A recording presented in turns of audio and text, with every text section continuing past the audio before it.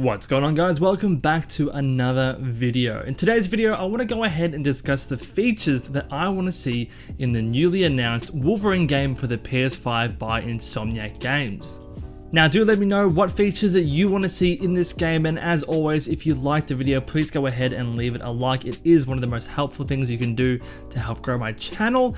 And if you like more gaming content, don't forget to hit the subscribe button. Let's get into the features that I want to see. First and foremost, and this one is very obvious, but we'll get it out of the way first, is gore. I want to see blood. I want to see people get sliced up. I just want gore. Now, there was blood in the trailer and there were a bunch of people who were presumably dead in that bar. I have no reason to doubt that this game will be a true depiction of Logan, and I really do trust Insomniac Games with this character. I want my Wolverine violent, bloody, and angry, and there are actually a few good signs already that this is going to be the case. On the PlayStation blog site, you actually have to put your birth date in before you watch the Wolverine trailer, something that's not required when you're watching the Spider-Man 2 trailer, so this could be a very good indication that this will be a mature game. Creative director Brian Horton also confirmed that this game will be full-sized and have a mature tone. So two very good signs that this Wolverine game will be a true depiction of our Wolverine. The next feature I want to see is controlling your claws. I don't want the claws to be tied to a single punch button and have the game decide when they come out. Let the players decide when and where we want to have our claws at, or if we just want to simply punch someone without slicing them up. Tie the reaction or release of the claws to a button and leave the choice up to the players. This then allows you to have some missions that may need you to be more stealthy, so players might get rewarded for the least amount of casualties in that mission. Other missions might reward you for going absolutely berserk and killing everything. Some missions may even give you a choice of either killing or letting some NPCs live, and that may very well later impact the story. Having this option of controlling the claws will provide a nice level of depth and provide some extra diversity in the missions. It will also make the players feel like they have a choice in the narrative. The next thing I want is balanced fighting. Now, I don't doubt for a second that Insomniac won't have nailed this, but it still needs to be said. For those who don't know, Wolverine does have a healing factor to go along with those nice shiny claws. In a combat situation, I want to feel powerful as Wolverine would, but I also don't want to feel like I'm just a bullet sponge without any risk, danger, or difficulty.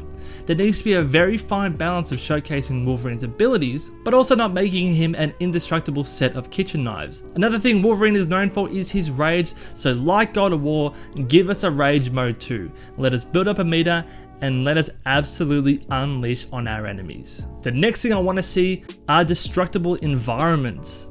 I want this game to take full advantage of the power behind the console. Now, I'm not asking for completely destructible environments where Logan can take down an entire city block, just things within reason. I want to be able to go up to objects and have those objects react realistically as if 3 sharp blades actually ran through them. If I'm outside and I slice a tree, make it so the tree actually falls down.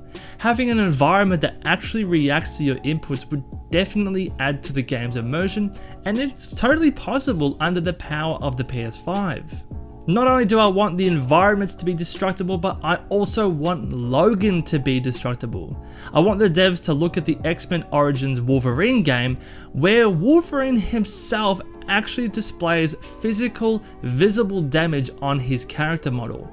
Not only does this look badass, but you can see him healing slowly in real time, but it's also an excellent way to communicate to the players just how much damage Wolverine has taken. It is an ingenious visual representation that I'd love to see make its way over to the PS5 game. This one goes without saying, but suits. Give us the different looks and suits for us to collect. Like Spider-Man, Wolverine throughout every single media has had so many suits and looks, and I just want an option to collect them and wear them just like the Spider-Man games did for Spider-Man. Not much else to be said around this one. I just want to see a wide variety of unlockable suits, and it also give players things to do outside of the main story narrative. Now, moving into the world itself, there's been a little bit of debate online as to whether this should be more of a linear or an open world setting. I myself actually think that this would work best as a linear story setting.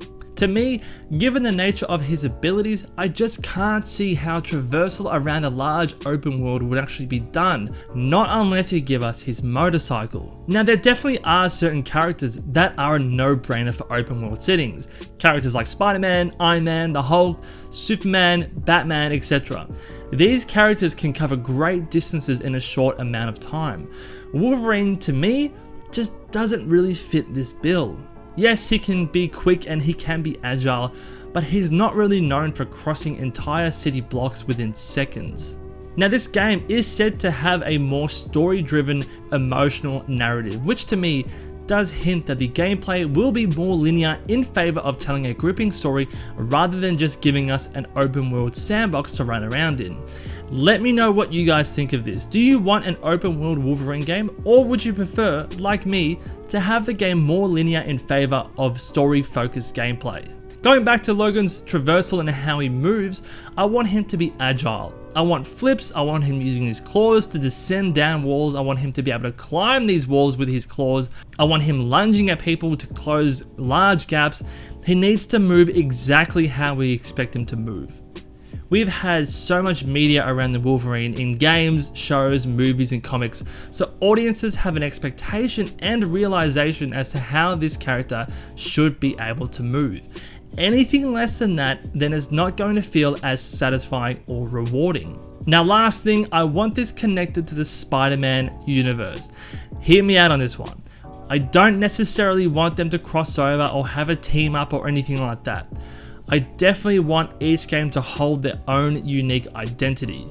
There has been some concern that if you do mix it with the Spider-Man universe, you might have to drop the censorship or the rating for Wolverine down, because the Spider-Man game isn't rated as violently as the Wolverine game might be. Which in that case is a completely valid concern. You want each character to be true to themselves, but you also want to have the maximum amount of people play, so there's a fine balancing act there. I do, however, want some kind of confirmation other than vague wording on the PlayStation blog that these games are operating within one world or universe. As I said before, they don't have to cross over, they don't need to have a team up, but it would be cool to see that Insomniac are just building their own Marvel game universe, or as people are saying, the MGU.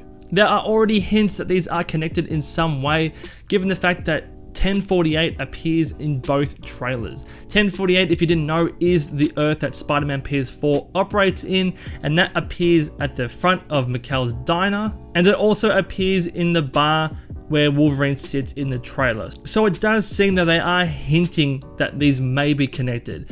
Whether the 1048 is just a nod to say that, hey, this is another property that Insomniac are working on, or it's an indication that yes, these are actually connected, we still are yet to find out. But guys, that is the video today, and I want to leave you with two questions. What do you want added to this game? And also, what character would you want Insomniac Games to take on next? For me personally, I would love to see a Daredevil game.